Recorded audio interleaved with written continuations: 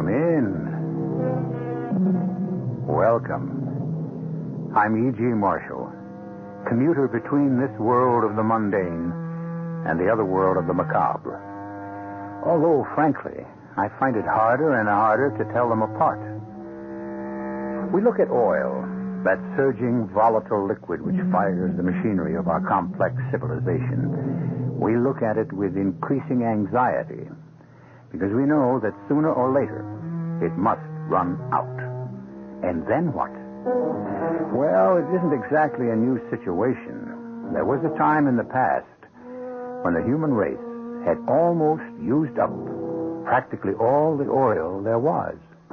Our mystery drama, The Lamps of the Devil, was written especially for the Mystery Theater by Sam Dan and stars Christopher Tabori. It is sponsored in part by Buick Motor Division and Luden's Medicated Cough Drops. I'll be back shortly with Act One.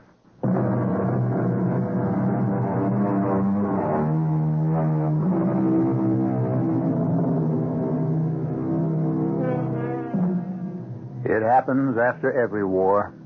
The boys come back to another world, a different world, a world that has in many ways passed them by, and they see the world divided into two camps, those who went away and fought, and those who stayed home and got rich.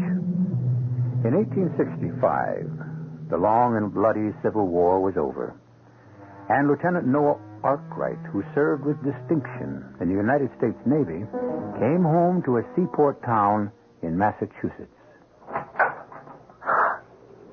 Noah? Yes, it's Noah. Your Noah. Home from the war. Not a hole, not a scratch, fit as a fiddle, spry as a colt. And where's my kiss? No, Noah. Where's my hero's welcome? See my medal? This ain't just a hunk of tin hanging by a rag. No, ma'am. This was personally pinned on my broad chest by Admiral Farragut himself, the commander-in-chief. Noah. That's right, my darling. My name is Noah, and your name is Prudence. And we must go inside your father's house where you may sit yourself down from the shock of seeing your beloved. Oh, Prudence. Prudence, you're prettier than ever. Noah, you never wrote. What was there to write? Except I love you. And you already knew that.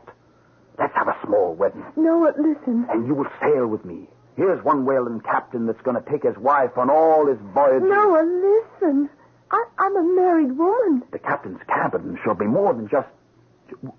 You're what? I'm a married woman, Noah. You never wrote. How was I to know if you were alive or dead? You were gone 4 years. Noah. Night after night, at sea, in the darkness. I was never alone. You were always with me. Please, Noah. Please, Noah, what? I'm sorry. You're sorry? You have to understand.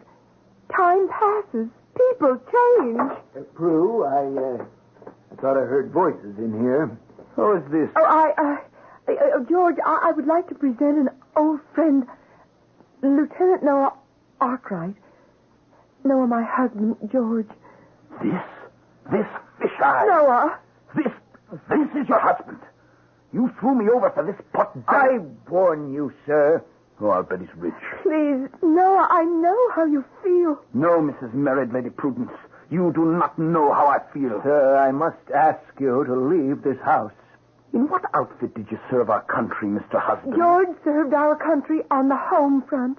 Oh, at no loss to himself, I'll wager. Shall you leave, sir, or shall I throw you out? Are you giving me a choice? Please, Noah. Throw me out. Prudence, we shall have to send for the sheriff. And let me give you some good reasons to send for the sheriff. No. There's one. And there's another. No, this won't change anything. He's all yours.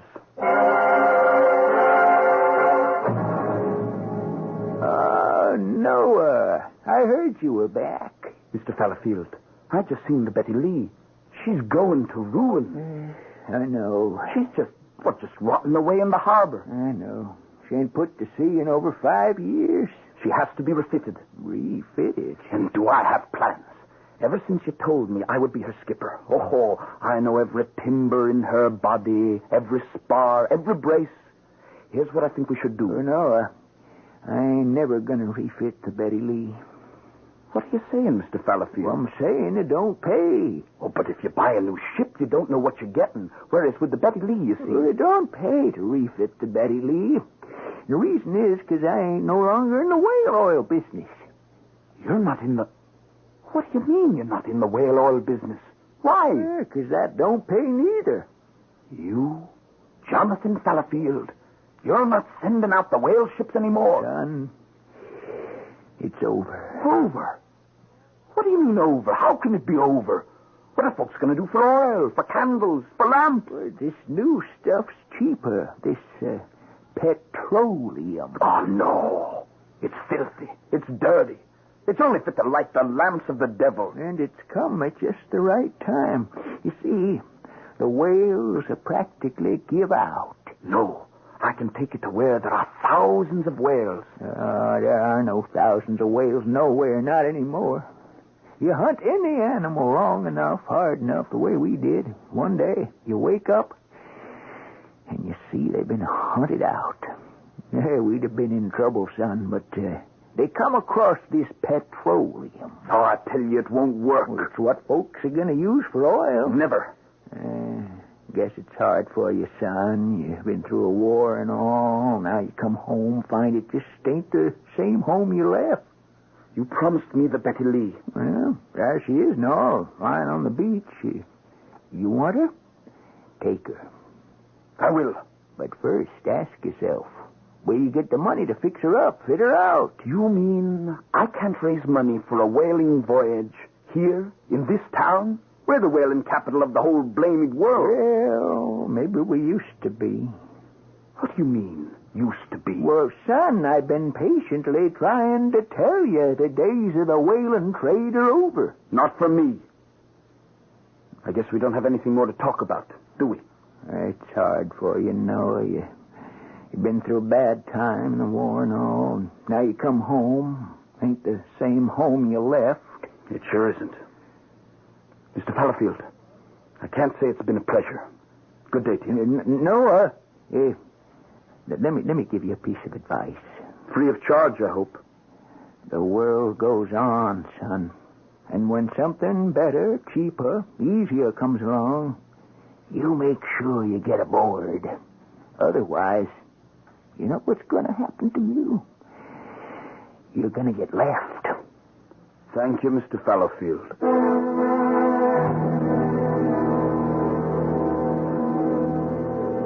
What'd you do with the bottle, landlady? Now, ain't you had enough? Yes, I had enough. But that's no reason to stop, is it? Well, this won't cure what ails you. Since when, Mrs. Pulford, are you giving temperance lectures? If you disapprove of the demon rum, why do you sell it? But the thing is, I'm used to selling to grown men. Not to little boys. They ain't dry behind the ears. I was decorated by Admiral David Glasgow Farragut himself. It isn't generally known. His middle name's Glasgow. Noah. He's of Scottish ancestry, I believe. Noah, listen. You think it means anything to people in this town? No, that's just what I want. 15 cents. On a business proposition that can't fail. It simply cannot fail. What you have to realize, Noah, is that... See, I know where the whales are. I know how to get them. But I can't raise 15 cents. For all I got the highest decoration this government can give a man. Are you through feeling sorry for yourself? Who's feeling sorry for You are. You feel your country don't appreciate what you did. It sure doesn't. Of course not. That's the way it goes. Nothing's too good for the boys when they leave for the war. But nothing's too bad for them when they come home. And that's right. No! But you ain't gonna sit here and drink it right neither. Truth is, everybody's sick of the war and everybody in it. Just want to forget. I know a certain girl who managed to forget. Mrs. Pulford. What did she see in him anyhow? Now, don't be too hard on her, Noah. It's like you see in the theater. Her dad's business come upon hard times, and this George Marcy's got all kinds of money. And what am I supposed to do now? Find something. What? Whalen's gone busted. Oh, and good riddance. How can you say that? It's been the bread and butter of this It's town. been the bread of shame. Maybe now we can find a cargo that's proper and decent. Mrs. Pulford, have you been sampling too much of your own refreshment? And for once to have our ships engaged in a trade that ain't based on the misery of helpless creatures. I wish I knew what you were talking about. Oh, them magnificent living creatures, them beautiful animals, children of God, just like you and me. Who gave us the right to slaughter them? Oh, now, well, after all, Mrs. You Pulford... come upon this unsuspecting animal and you jam a harpoon into him. And then you wait for him to thrash himself to death. And then you just strip him. Well, now, I notice you wearing a corset, Mrs. Pulford, and it's made of baleen, the bone in a whale's mouth. What'll you ladies do? We'll learn to do without. It ain't worth the suffering of an innocent animal. I don't know if... Now, strictly speaking, a whale suffers. They don't have feelings. Well, that's what you tell yourself to satisfy your conscience. Oh, we had to kill them. Why? For oil. Oil to light the lamps of the world. Well, you don't have to kill them no more. You don't need whale oil. Oh, who says we don't? Because now you got petroleum. Did anyone say petroleum? Has someone uttered that abomination? Petroleum, a witch's brew for the satanic rebels, created by the tools of the devil himself. Fire and smoke. At night, the tortured fields of Pennsylvania are made bright as day by the raging flames of hell. Now, that's enough, Peyton. Enough for you, madam. But I speak for the hundreds, the thousands of seafaring men whose livelihood has been... Peyton, you be quiet, or you just get out. Have a glass with me, Mr. Peyton. Here. Oh, the two of you. Oh, you'll make a fine pair. Why, what nonsense. Has she been filling your head with, Noah? Oh, nothing much. About the whales. The poor, innocent whales. Yeah, well... No, my boy. Every creature was placed on this earth by God. Is that true? Yes. And every creature has its appointed task and function. True. Now, if God didn't intend for us to use the oil of the whale, why did he give the whale so much of it? You see, boy, we were only doing the Lord's work by taking the whales. Well, those days are over. Who says so? Everybody. Who's everybody? Them fat-bellied profiteers who stayed home while you and me half bled to death in combat? Well, I didn't bleed much. And from what I see, you look pretty healthy, too. I'm not near as healthy as a fellow named George Marcy, who married a girl that I believe was your fiancée. Mr. Peyton, what you say is true. But still in all, there's nothing we can do about it. Oh, yes, there is. There's a great deal we can do about it. Really? Tell me. Well, now, Noah, I can't tell you here. Why not? And I can't tell you at all. Unless you swear on your life not to breathe a word of it. What is that supposed to mean? It means that there are men who just aren't willing to sit around in grog shops and drown their sorrows. It means that there are men who are willing to fight. Fight? How? Against what? Fight to the death against this devil's brew, this petroleum. Now, you want to join us? Noah Arkwright looked forward to the end of the war, to a cessation of the fighting. And here he is offered a brand new battle against a completely different foe.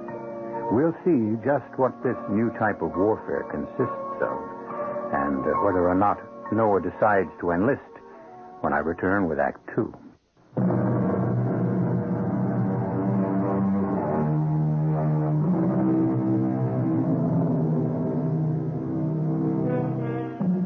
You can't stop the wheels of progress, or so they say.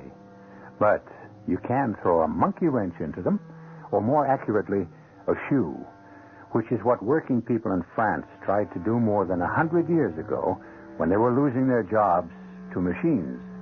They tossed their wooden shoes, their sabots, from which we get the word sabotage.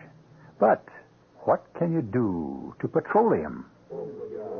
Join in what, Mr. Peyton? Join us in fighting for your job and the job of every whaling man in this town and all along the coast. We're all brothers. I've heard talk, but no hard facts. Let's get out of here. Where are we going? To a meeting. What kind of a meeting? A meeting of good fellas who believe the way we do. How do you know what I believe? Now, you're an honest man, Noah, which means you have to believe our way.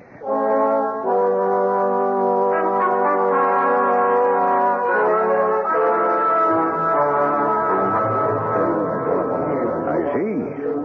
See who's here? Men you grew up with, men you sailed with, men you went to war with. What is everybody doing here? Assembled on the beach? Because it's a symbol, Noah. It's where we are. On the beach. Out of work. Unemployed. Starving. And why? Petroleum. Men! Men! Let's begin the meeting.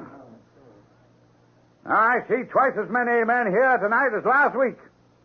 That's because each of us must have kept his promise to bring another brother.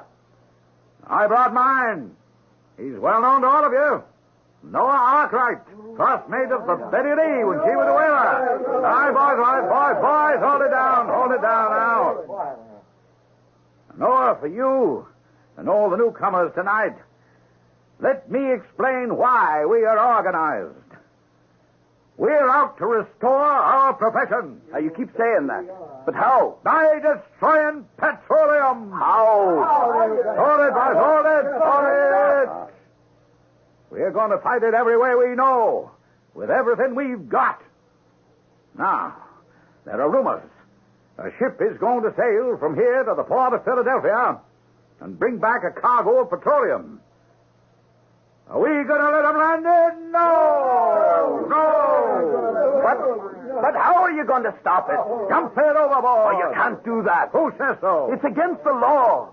And we have no right to break the law. Yeah, that's how cowards talk. You men, you all know me. Listen, the law was what all of us were fighting to uphold all the time we were in the war. It's not our law. And this petroleum, who knows anything about it? How much there is? Now, we know whale oil's better. We know people have to come to their senses sooner or later. Are you for us or against us? I'm going back to town. All right, Noah, go ahead. Crawl back to town on your belly. Beg somebody for a job. Plead on bended knee. We don't need you here. This is a place for men.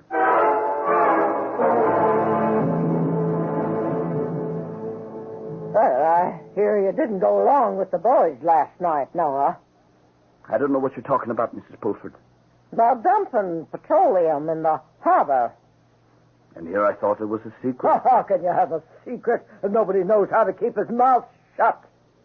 I don't think it will ever happen. You don't? No. Just angry men letting off steam. Desperate men, Noah. You ain't been home long enough. Is that why she married him?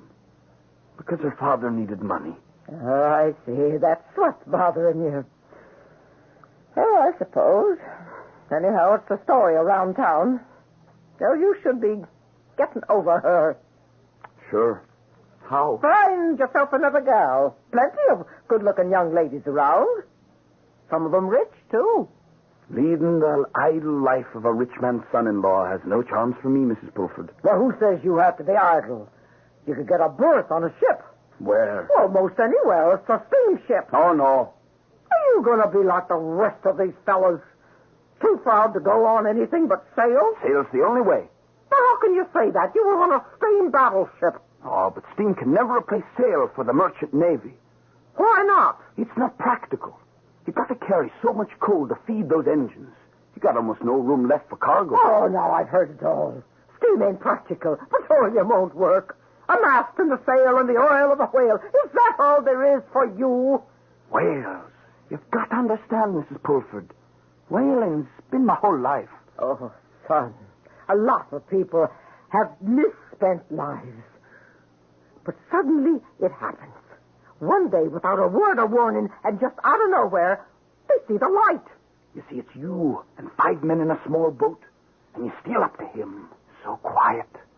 You hold your breath, because he's the biggest living thing in the world. Proud of yourselves, huh? You come at him from behind. Oh, that's showing real courage. And when you're within darting distance, say maybe 17 feet, you throw that iron. Why are you so excited? It's like sticking a pig. It's hooked. And now he's out of the water. He's in the air, all of him, like a mortar shell. Straight up and straight down again. And now the water is boiling as he swims and plunges this way and that, trying in vain to shake up the iron. And all you boys are really enjoying yourselves. And now he shoots straight ahead, pulling us along with him. It seems like you're speeding across that water faster than the speediest railroad train. And what? Oh, nothing. Nothing. How can a man give it up? Are you all right, Noah? Yes, I'm fine. I guess I'm just tired, that's all. I guess I'm just tired. Good night, Mrs. Pulford.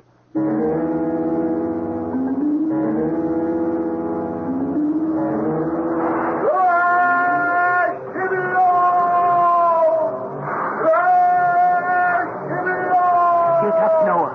Wake up. This fella here. Where am I? Where are you? Boy, you mad? Where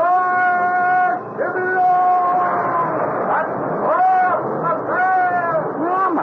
Oh, you're on the Betty Lee. Betty Lee? Gosh, it's the Betty Lee. I promised you the Betty Lee, didn't I? We fitted her out. We're at the whales. And where they are, Babylon, Noah. And man the whale boat. Steady, boys.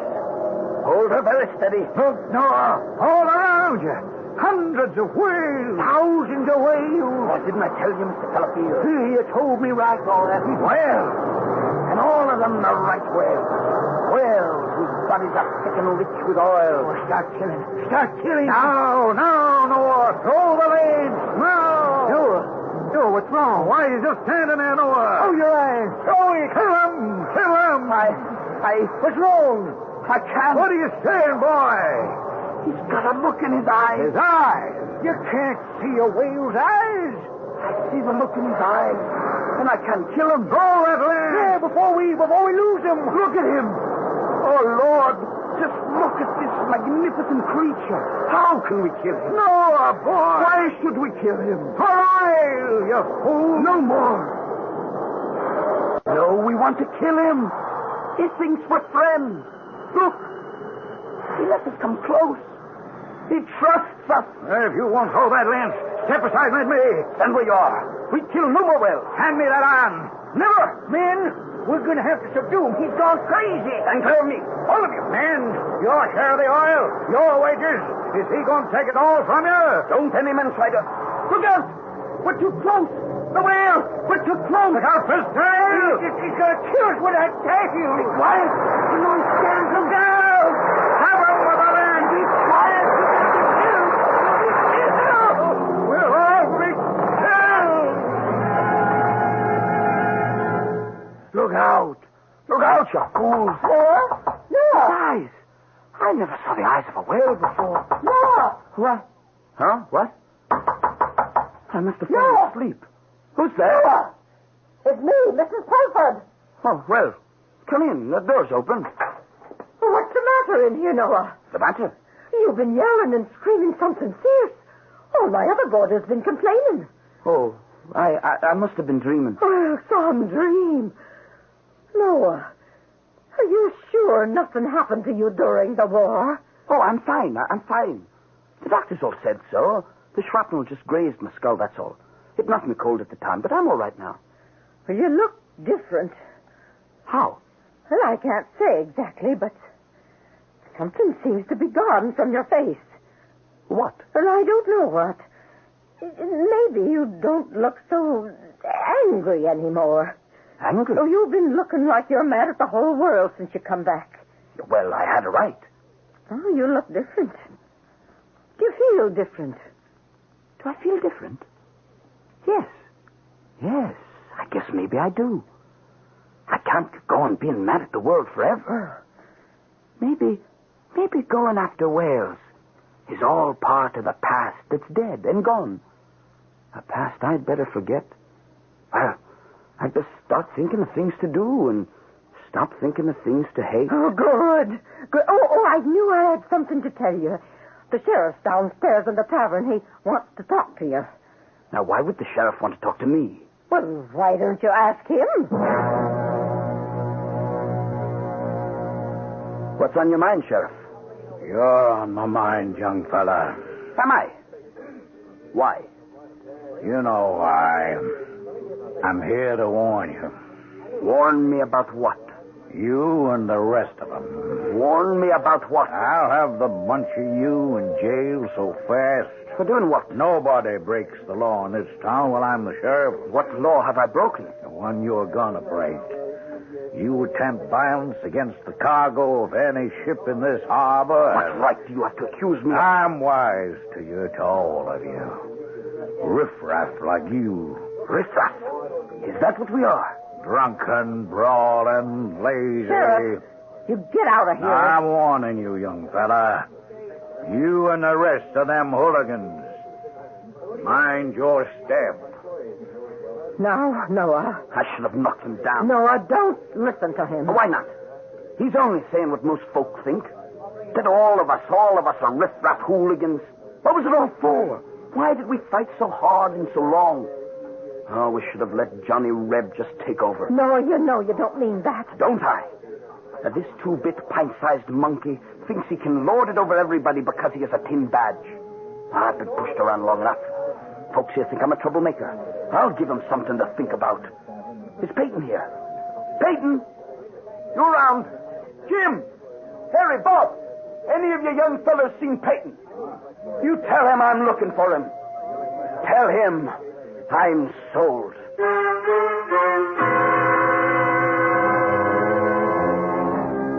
And that's how it is when one is 5 and 20. The ideas are bright and vivid, but they spring from the heart and not the head. Quick to anger, violent of temper, and eager to love or to quarrel, whichever presents itself.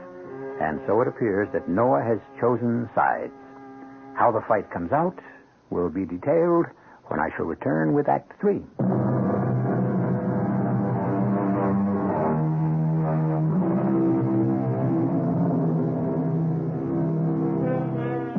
The world goes on.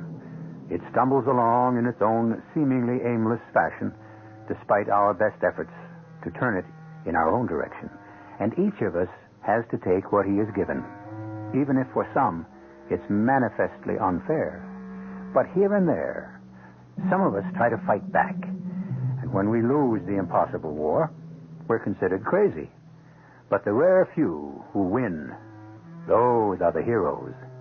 The question is, how will Noah Arkwright end up? Who's there?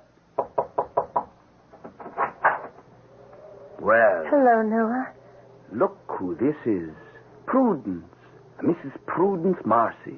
Or should I say, Mrs. George Marcy. May I come in? May I come in? And for what purpose? Is it the usual reason a lady visits a gentleman in his room very late at night? Please, Noah. I came here to... Yes? I know you must hate me. I can't say I'm filled with admiration for you, exactly. I know how difficult things are for you just now. Do you? I know how many sailors are idle. Oh, well, the fortunes of war. I've come to offer you a job. As what? A groom in your stables? My husband has picked up the Betty Lee. Oh. Is he going into the whale oil business? George wants to send the Betty Lee to the port of Philadelphia to pick up petroleum. Is that a fact? Whale oil, petroleum, what difference should it make? It's oil, it burns, it lights. And what is this supposed to mean to me? Well, you should be captain of that ship, the Betty Lee. Nobody knows her better than you do. You want me to be captain of the Betty Lee. And thus, in one sweep, you do a good turn to your husband and your fiancé. Noah, I'm trying to help. And where are my feelings? I'm a whaling man. It's in my blood. It's in my bones. Do you think I'd help destroy my own profession, betraying my own comrades? Noah, it's over. Can't you see it? The Betty Lee will need the best skipper for this voyage, and that's you, Noah. The world goes on. People do the best they can. You can live in the past, or you can adjust to the future. A very pretty speech. Oh, go ahead. Spend the rest of your life feeling sorry for yourself. I thought I could help you. I see I was foolish. Goodbye, Noah. How do you like that? I'm wrong.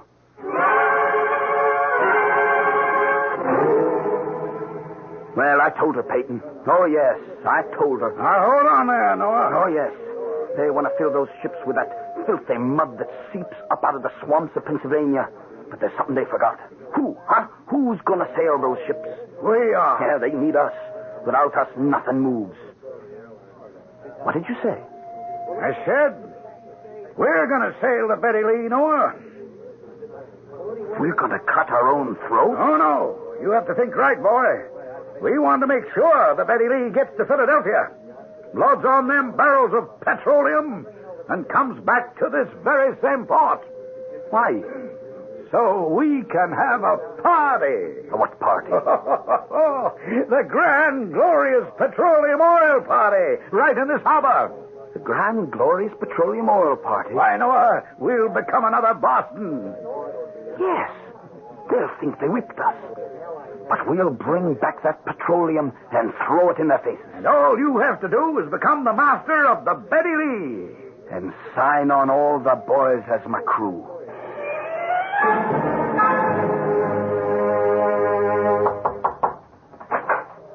Oh. Evening, Miss Marcy. Well, what do you want, Noah? Why, what's happened to good manners since I've been gone? It used to be folks in this town answer the door and say, why, come in, sit a spell. Noah, please, no trouble. Who's at the door, Prudence? Oh, what do you want? I see bad manners are catching. Prudence, why don't you serve us up a cup of tea? There, sir, you can't barge into my house and I order... knocked at the door very politely and was admitted by the lady herself. Now to business. I'm not interested. I must ask you to leave this house. You're talking like a fool. What? Believe me, I know. I used to be a fool myself. You bought the Betty Lee. Who knows her better than I do? Who could be a better skipper for her than me? I didn't buy her to make a whaler out of her. What's it to me what kind of oil she carries? There are scores, hundreds of out-of-work captains who need you. Ask anybody in town. I'm the best captain you could hope to find for the Betty Lee. It's true. I don't like you. You don't like me. But what should that have to do with anything? Business is business. You know, I like the way you think.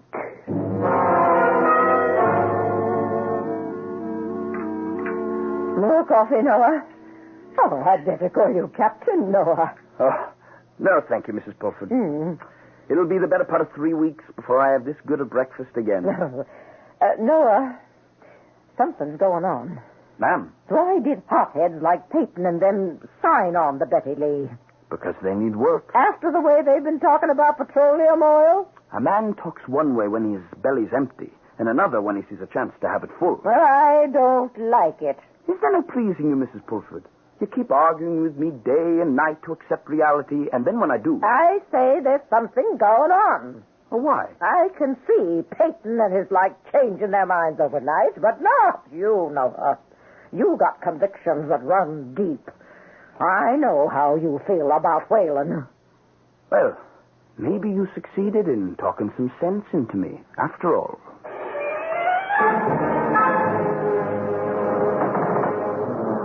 Hold her steady. Steady as she goes, Captain. Let this wind keep favorable, and we can have our cargo back in port day after tomorrow. Aye, in port, but not in town. The day after tomorrow, the 5th of June, 1866, a famous date in history, the grand and glorious petroleum oil party. The whole town will be there to watch us come into the harbor, but instead of tying up to the dock, we drop anchor in the middle of the harbor and start the festivities, eh? Why, Noah, you're looking serious. So serious? It's just, well, I don't hold with violence. Violence, man, you had 4 years of war. Now, that was different. What's a man to do, Noah? What's a man to do? Now, you're right, Peyton. You're right. Yeah. What a party that's gonna be!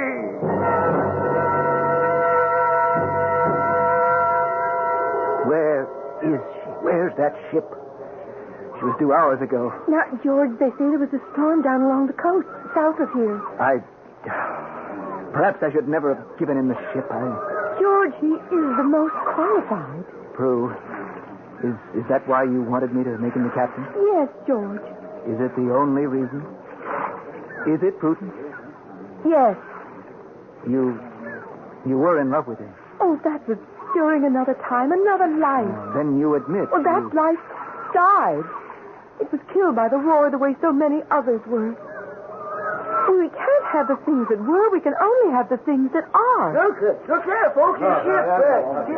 Oh, it's the Betty Lee. The Betty Lee. Oh, strike up the band.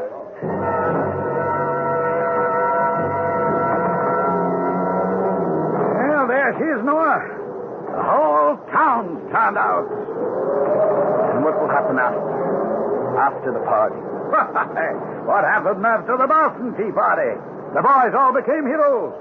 Oh, I wish it were that simple. Peyton, look. Look to the starboard. Why? Look. Am I dreaming? What do you see? Well, Oh, it is possible. It's a whale. But it can't be a whale. It can't. But look at him. Look at him spout. It's a sign. A sign sent to us from above. On this day, the great and grand and glorious Petroleum Party Day. Yes, it is a sign. A sign that says, look at this wonderful creature. Now he can live. Now you don't need to kill him anymore because you've been given oil from the ground. No, boy, what are you saying? Now, you heard what I said. It's a sign. That whale, he's going home to live his life in peace. What we've gotten a hold of this ship is what we will use for oil from now on. You crazy. Whaling is your whole life. That life died, killed by the war. But going after whales is the life It's of... gone. Satan, we can't have the thing that was. Only the thing that is. The whale was. Petroleum is. You backing down? No, I'm standing up. Standing up to the truth. Drop anchor. I forbid it. Man, he's a traitor. He's gone back on his word. I'm captain of this ship. He wants to betray us. I want to save... Now, don't you listen to him. Men! You saw that one whale. But look beneath you in the hold of the ship. Hundreds of barrels of oil. It just came out of the ground. It never stops. It's oil. It burns. It lights. It lights the lamps of the devil. Let's get that cargo overboard. You will obey orders. Not from traitors. I'm in command here. No more. We're taking over the ship. Do any of your men want to mutiny? Do any of you want to hang? Don't listen to him, men. He sold us out. Come on. Let's tie him up, boys. I'll shoot the first man who raises a hand against me. What are we waiting for? He's all by himself. Am I? Jim, Debbie, Harry, you've got more sense. All right, boys, let's rush him.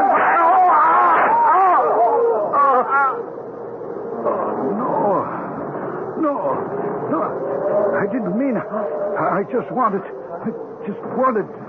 Peyton, you can't do this. This crazy thing. You know you can't. Oh, boy. Are you all right? All right, some of you men, let's get him below. No. I might as well stay here. We didn't want anyone to get hurt. No one was supposed to get hurt. Someone always gets hurt when grown men act so crazy. You can't fight it. You can't fight progress. Fight that stuff that we got in the hold. You can't do it. You go on, and you do the best you can. Oh, you'll be all right. No, you'll be all right, boy. No, I don't want anyone to get into trouble. How it happened, well, just say that we were firing off our pistols to celebrate, and we had an accident. No. We'll get you to a doctor. Peyton. She blows. Oh, you see him, Peyton. Oh, he's a beauty. The biggest, rightest whale in the world. Why are we sitting here? Why don't we man the whaleboats? Peyton.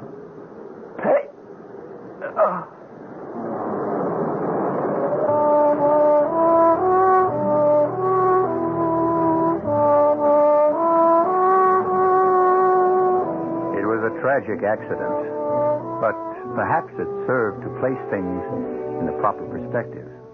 How stubbornly we cling to the past, to yesterday, to the known, the tried, and the true. And then suddenly, what we have treasured so highly appears to us as only an illusion, and the bubble bursts. And we have moved away from yesterday into today, where we are already preparing to resist tomorrow. I'll be back shortly.